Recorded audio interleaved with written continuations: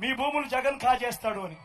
అయ్యా చంద్రబాబు, జగన్ ఎలాంటి వాడో నీకు తెలియదేమో, కానీ ఈ రాష్ట్రంలో ఉన్న ప్రతి పేదకు తెలుసు జగన్ ఎలాంటి వాడో అని చెప్పి ఈ సందర్భంగా చెప్తా ఉన్నా. జగన్ భూములు ఇచ్చేవాడే కానీ జగన్ భూములు లాక్కునేవాడు కాదు నీ మాదిరిగా అని చెప్తా ఉన్నాడు.